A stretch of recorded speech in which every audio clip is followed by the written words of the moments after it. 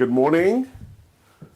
Once again, Saturday here with Charles Sine, CEO of Anti-Fragility Health. We continue our conversations around the journey to longevity. So it's really important that if you've not been following the series, I'm going to give you some background introduction where we have been, and then we're going to go today in continuing with exercise physiology, part 2. So let's begin.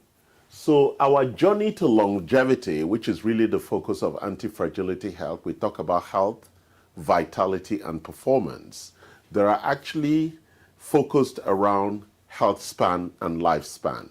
In simple terms, to live a long, healthy life. That is really at the core of the journey to longevity and the whole mission and purpose of Anti-Fragility Health. So let's look at these 7 levers. What are 7 levers? They're like gears. There's 7 things that the dials, 7 dials that you can tune to personalize and create your own personal journey to longevity. The first one we are already covered is nutritional biochemistry. We spoke a lot about the 4 key things around nutritional biochemistry. We spoke about diet restrictions, around which the 5 macronutrients, which is water, fiber, proteins, carbohydrates, and fats. Well, how do you structure that diet? Then we spoke about calorie restriction, which is also a critical part of exercise physiology. There are lots of conversations around what we call insulin resistance, and there is a more developing acronym around it called carbohydrate intolerance. And the challenge around that is that we begin to develop an intolerance for carbohydrates as we age.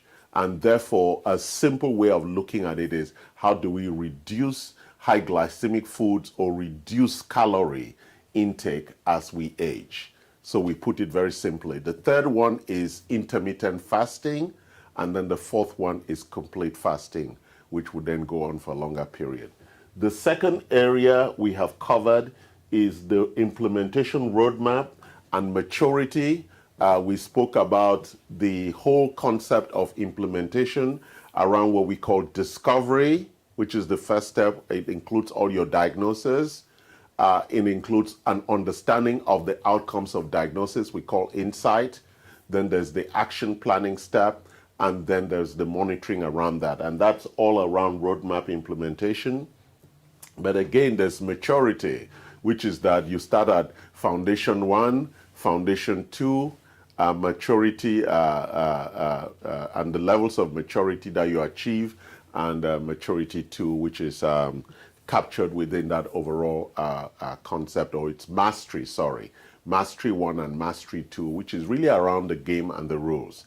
So this is the game, and then the rules around the game, and the rules are the optimization that you build in playing the game. So very, very important we understand. So the third area we are covering is exercise physiology, and last week I conceptually started looking at overall exercise, what does exercise physiology covers, and we started talking about different things like the different aerobic and anaerobic issues, the issues of mitochondria, the issues of ATP production and energy. Why is exercise necessary? At the core, exercise is necessary for improving our mitochondrial performance. That is really at the core of what exercise is used for, improving mitochondrial density and mitochondrial performance. What is mitochondrial density? We want to increase the amount of mitochondria, and secondly, we want to make sure that the mitochondria is producing at its optimal level. Why? What does mitochondria have to do with everything? It is our key source of energy. So exercise is really at its heart an issue of optimizing mitochondrial performance. And in optimizing mitochondrial performance, we're going to optimize something that's also very critical, which is our going to be discussing today, which is the maximum heart rate. So we're going to talk about that today, which is really the two most important things about exercise. One is that whole mitochondrial performance in terms of its production of ATP, which is the energy molecule in our body. And secondly, maintaining a maximum heart rate function. And we'll talk about what is heart rate. Heart rate is the rate at which the body demands oxygen. The lower your heart rate, the more optimal it is. The higher your heart rate, it means your body requires more oxygen. So, but I'm not going to go in too deep into that. That's something that you can find out yourself. First of all, you need to know what your heart rate is. I'm not talking about blood pressure, which is the systolic and diastolic. That's a different thing. I'm talking about heart rate, which people tend to call your pulse or something like that, which is the rate at which your heart is beating, and the demand for oxygen for that drives that underlying heart rate. So again, over the next several weeks, we are going to be taking each of them. I think next week, we're going to do part 3 of exercise physiology. It's a very big topic, and I want to conclude it very well so that we understand this whole issue of optimal performance and health and exercise, and how exercise contributes to optimal performance, right? Giving us stability, giving us strength, flexibility, and stamina around the concepts of aerobic and anaerobic architectures. Okay, thank you. So let's move to the main discussions for today, the second part of exercise physiology. So we have uploaded, or will be uploaded later on, a picture that looks like this, and that asks a very fundamental question. You could be fit, but unhealthy. And at the core of this conversation is how training and eating could be out of balance. So there are a lot of people who are fit and not healthy. But healthy encompasses being fit and ready for life. Fit just encompasses being fit to achieve certain exercise functions. And so that is why a lot of people who run marathons are metabolically unfit. So when we talk about health, we really mean metabolic health. But when we talk about fit, we mean fit for exercise. So there are two different things. There are a lot of people who are fit, but are metabolically unhealthy. Most people who are metabolically healthy are also very fit. So fit encompasses, is included in metabolic health. So, but being fit alone does not mean you have metabolic health. And so let's talk about the issues there. So a lot of people who train do not provide enough time for recovery. And therefore, that causes a lot of underlying inflammation and systemic and hormonal stress. Also, most people who train or who are fit do not eat the proper nutrition, which increases inflammation, providing us with a metabolic imbalance and an overriding inflammation, which makes them unhealthy. Dr. Johnson, in one of the conversations with Dr. Johnson, we discussed the fact that a lot of people who run marathons are actually going to die early because they are metabolically challenging their system, and it takes a long time for that system to recover. And so we're going to be exploring that concept around training and what's the optimal way. And the concept overall is called maximum aerobic function. Maximum aerobic function.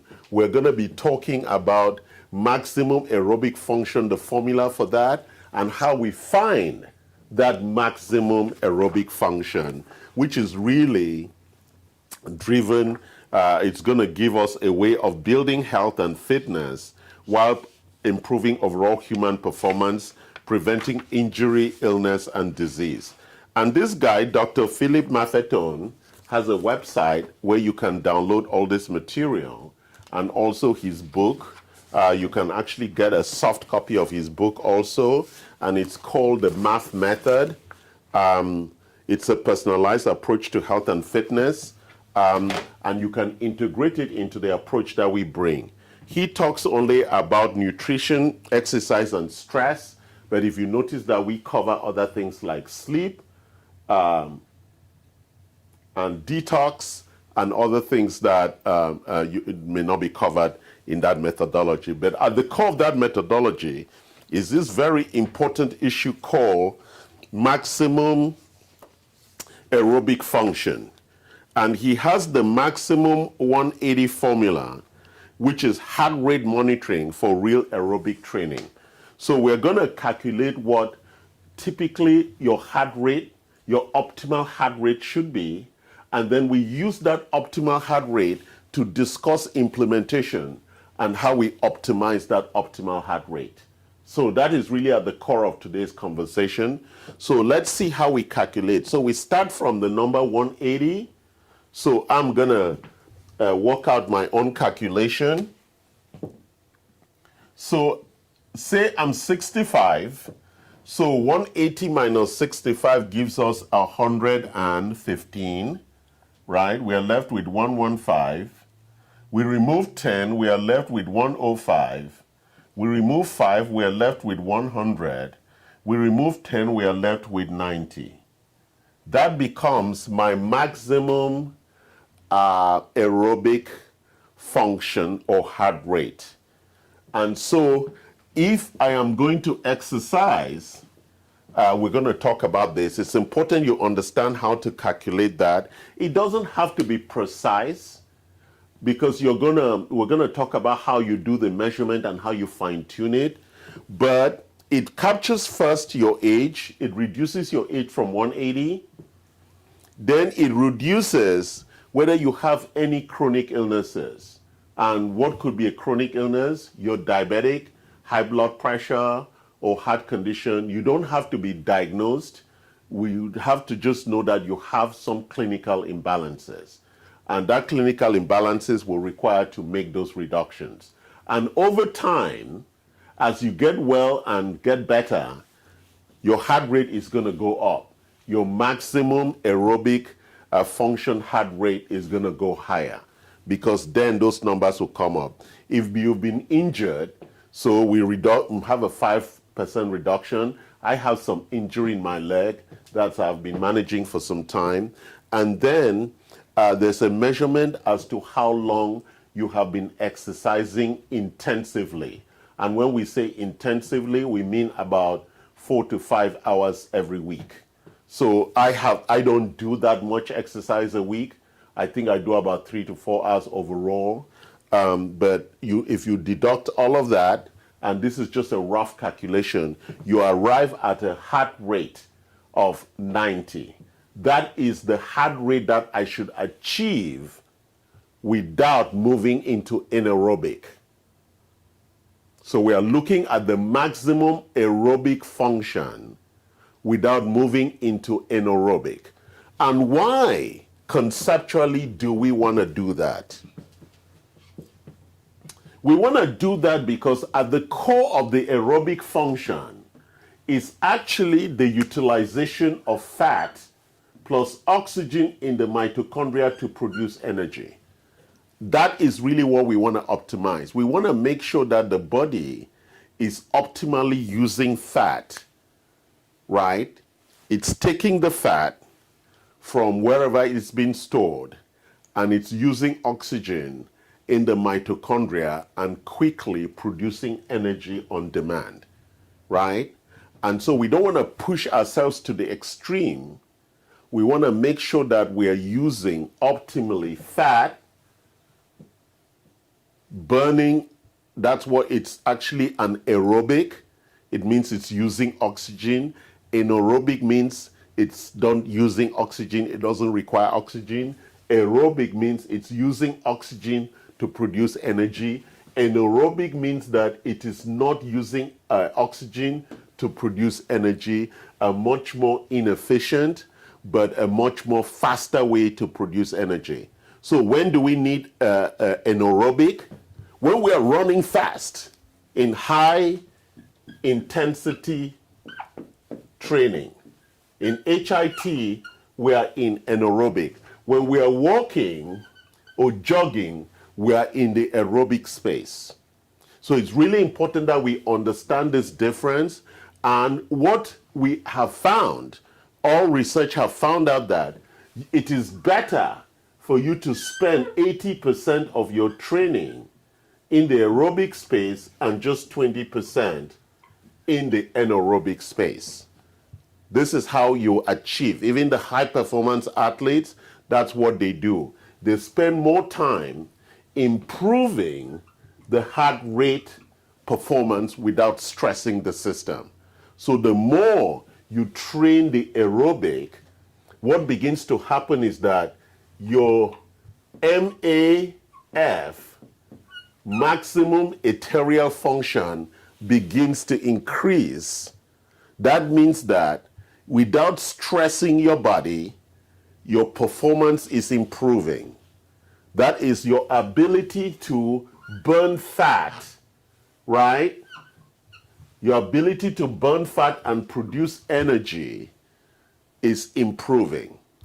And the reason it is improving, it's because we're improving mitochondrial density and mitochondrial efficiency. It's really very important we understand this with regard to exercise. So typically, what would an exercise process look like?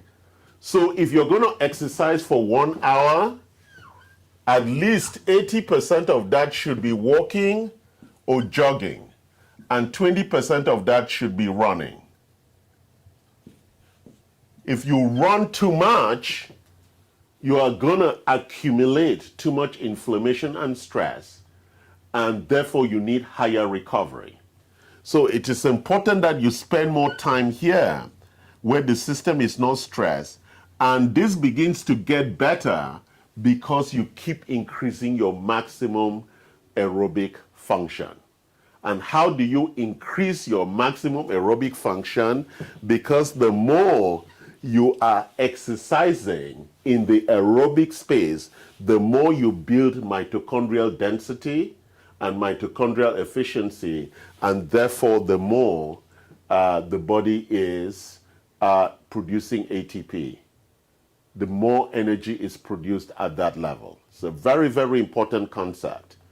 And if the muscle is then optimized at functioning that way, then more glucose is sent into the muscle tissue for when we require it for the high intensity training part.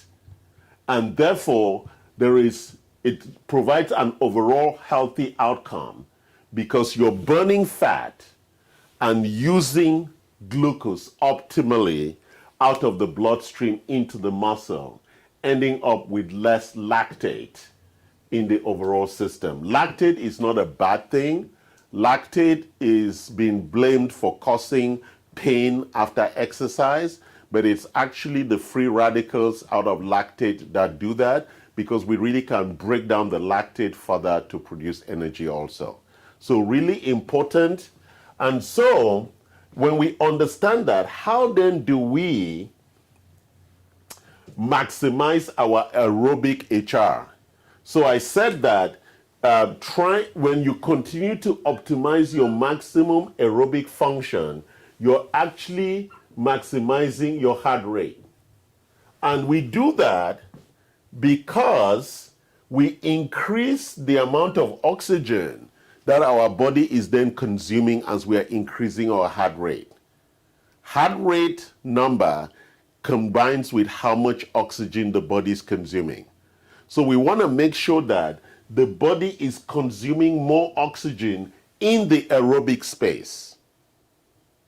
Therefore, we are optimizing HTP production through mitochondrial optimization.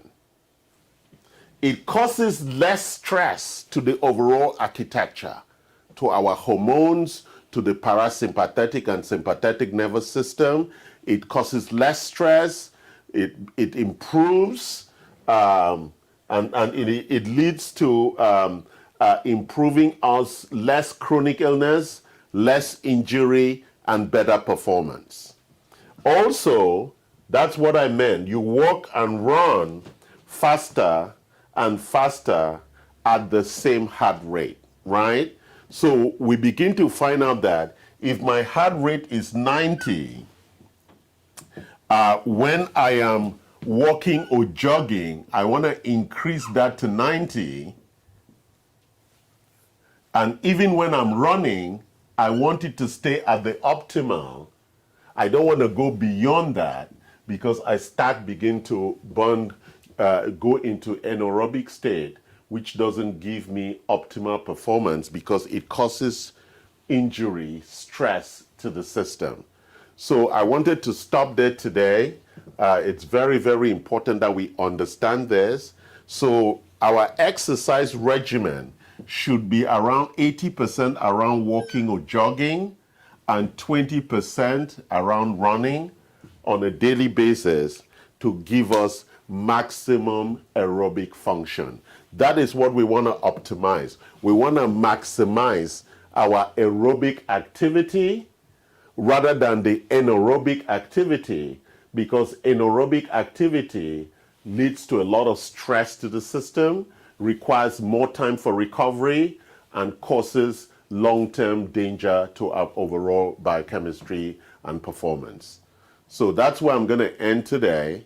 Next week, we're going to finish the last part of exercise physiology by looking at nutrition and the other things that balance out exercise and how to exercise to actually stay in maximum aerobic function.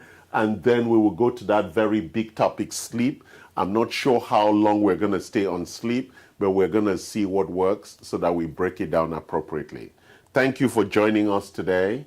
We are going to be doing some live QA sessions in the upcoming weeks, but we're going to give you advance notice.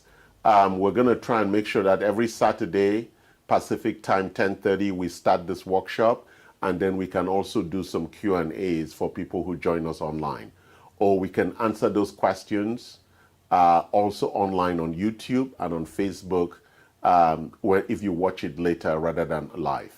Thank you for joining us. Love us, like us, comments, and give us your feedback.